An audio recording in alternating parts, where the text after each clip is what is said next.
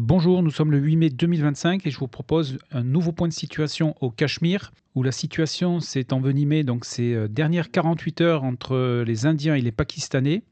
En effet, le 6 mai 2025, l'Inde a lancé des missiles sur différents sites au Pakistan mais également au Cachemire pakistanais. 5 frappes ont eu lieu exactement donc au Cachemire sous contrôle pakistanais et 4 frappes au Pakistan même.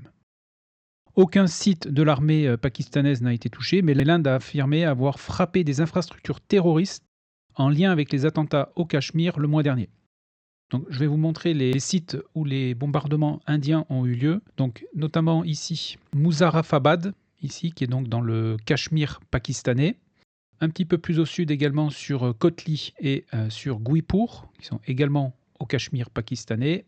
Et une quatrième et dernière frappe a également eu lieu ici à Bimber, toujours dans le Cachemire pakistanais. Il y a également eu des frappes au Pakistan, donc sur le territoire pakistanais même, donc dans le secteur de Sialkot, sur Chakamrou, juste à la frontière ici avec le Cachemire indien. Également des bombardements sur Muridke et des bombardements également dans la ville de Bahawalpur ici, et plus exactement ici une mosquée a été endommagée dans ces frappes le 7 mai. A noter que selon les autorités pakistanaises, 26 civils ont été tués dans les frappes indiennes. Juste après ces frappes, des échanges de tirs se sont intensifiés le long de la ligne de contrôle. Alors cette ligne de contrôle que j'ai matérialisée ici en rouge, c'est une ligne qui délimite donc le Cachemire pakistanais et le Cachemire indien, donc qui est effective depuis 1949 et qui n'est pas reconnue au niveau international. Donc le long de cette ligne de contrôle, des échanges de tirs se sont intensifiés, ainsi que des tirs d'artillerie et de drones. Le Pakistan a cité donc l'article 51 de la charte de l'ONU pour son droit à la défense pour justifier ces frappes qui ont eu lieu donc dans la foulée. Donc les Pakistanais, eux, ont bombardé le territoire indien et plus précisément donc sur les communes d'Amristar ici, qui est vraiment, comme vous pouvez le voir, à la frontière avec le Pakistan. Mais il y a également eu des bombardements sur la commune de Jalandhar ici. Et à noter qu'au nord-est de cette ville ici, il y a une importante base aérienne indienne qui porte le même nom, dans laquelle sont basés les 47e et 223e escadrons de l'armée de l'air indienne, qui tous deux exploitent des MiG-29.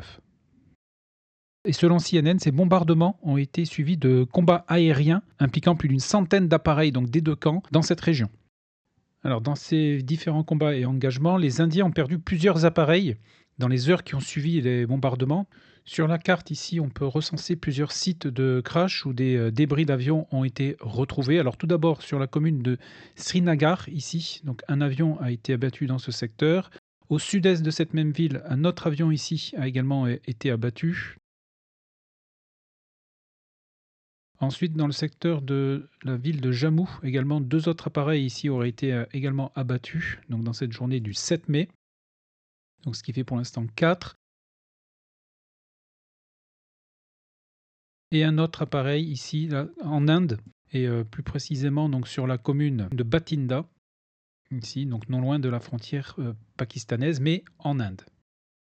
Donc selon les Pakistanais, 3 Rafales, un Sukhoi 30 et un MiG-29 auraient été abattus le 7 mai. D'autres sources affirment qu'un Mirage 2000 aurait également été abattu. Les images de certains débris laissent à supposer qu'au moins un Rafale a bien été détruit, et plus précisément le BS-001. Vous pouvez voir ici à l'écran, notamment l'appareil possède cette immatriculation ainsi que les débris qui ont été retrouvés au sol.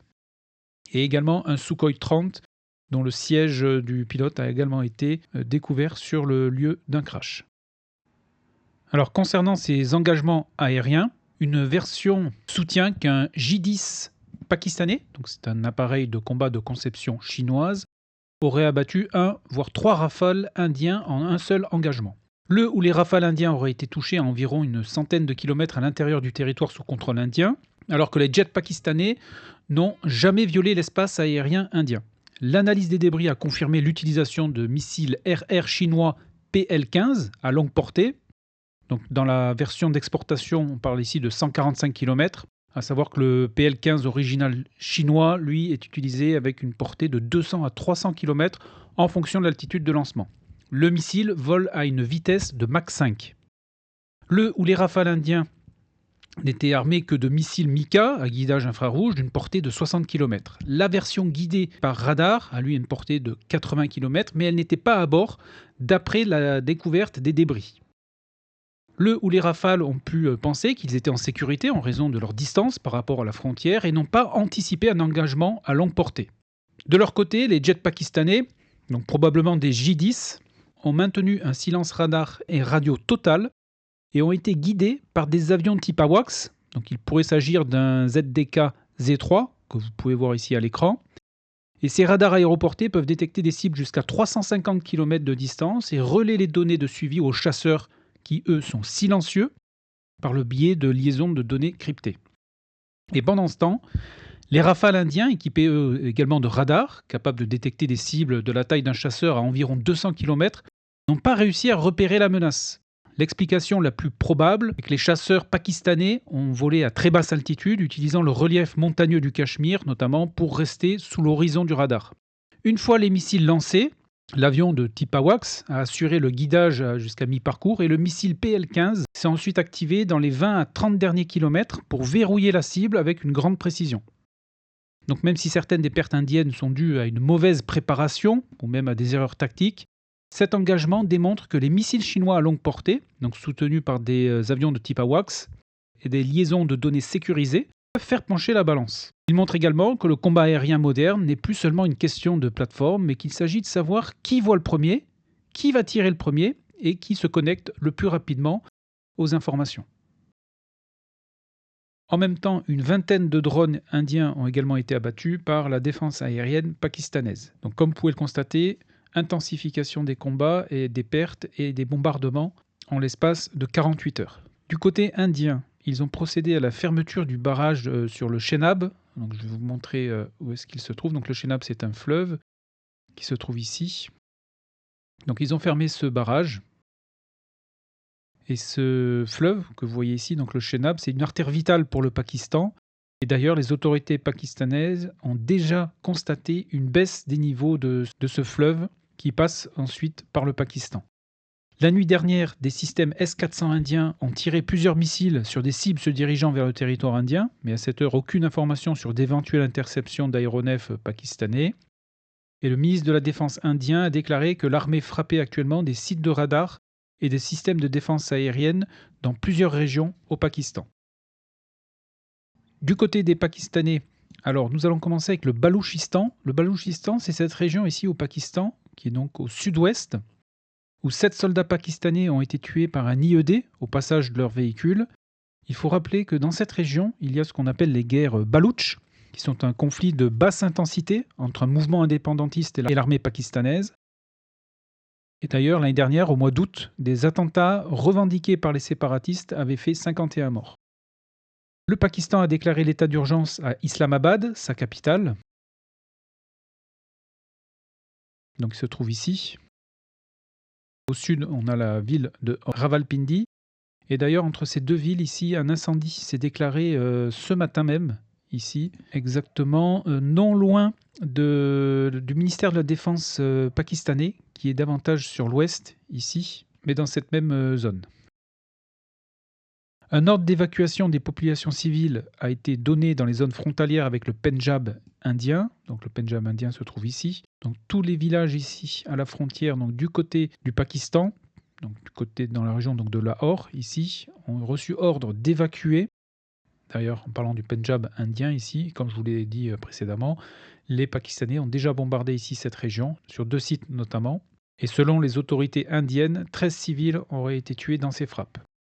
Au nord de Lahore, donc qui est cette grande ville ici, notre grande ville pakistanaise, la ville de Gouj Ranvalda, ici, qui abrite notamment le quartier général du 30e corps de l'armée pakistanaise. C'est une ville importante autant économiquement que militairement, notamment pour la logistique de l'armée pakistanaise, qui permet ici un déploiement rapide de leurs unités militaires au Cachemire, et qui en même temps est une zone très fortifiée ici, tout comme la zone de Rawalpindi, donc qui est plus au nord, au sud de la capitale d'Islamabad. Ici, c'est une zone qui est très fortifiée, parce qu'on n'est pas très loin donc, du Cachemire indien. Et ici, on est juste à la frontière avec l'Inde. Des missiles indiens ont été aperçus dans le ciel de cette ville, la nuit dernière, puis il y a eu des explosions dans cette même ville. Le ministre pakistanais de l'information, M. Tarar, a affirmé que plusieurs postes militaires indiens ont été détruits le long de la frontière, donc ici entre le Pakistan et l'Inde, et que 40 à 50 soldats indiens avaient été tués dans ces frappes. Mais à cette heure, l'Inde a confirmé la mort d'un seul de ses soldats, mais a noté que des visuels ont été publiés où l'on voit donc les pertes indiennes plus importantes que les chiffres officiels. Le long de la ligne de front, il y a également eu des combats rapprochés entre les soldats pakistanais et indiens, notamment sur Parkval, ici. On se situe ici donc dans le Cachemire indien. Et il y a également eu des combats ici sur Poonch, que vous voyez ici, qui est donc du côté du Cachemire indien, mais non loin du Cachemire pakistanais. Et dans ce secteur de Poonch, ici, des combats rapprochés auraient tourné en faveur des Pakistanais, qui auraient éliminé donc plusieurs membres des forces spéciales indiennes dans ce secteur. Les Indiens, eux, ont intensifié leurs frappes de drones tout le long de la ligne de contrôle, et les Pakistanais, eux, ont répondu avec leur artillerie lourde. Ici, les Indiens utilisent des kamikazes Harop de conception israélienne qui ont une portée de 200 km. Donc on peut les comparer aux Lancet russes, mais ils sont bien plus lourds et ils ont également une portée plus importante. Donc voilà pour les informations essentielles au Cachemire, donc au 8 mai 2025. Donc en résumé, l'escalade se poursuit entre le Pakistan et l'Inde au Cachemire, mais également sur les territoires indiens et pakistanais. Tous deux étaient bombardés par leur adversaire. Les Indiens ont perdu plusieurs avions de combat, dont au moins un Rafale et un Sukhoi 30. Les Indiens ont intensifié leurs frappes de drones et les Pakistanais, eux, ont intensifié leurs frappes avec leur artillerie. Mais il semble ici que l'escalade est en train donc de se produire avec des moyens plus importants utilisés par les deux belligérants. Voilà, eh bien écoutez, je vous remercie, je vous souhaite une excellente journée. Prenez bien soin de vous et à très bientôt.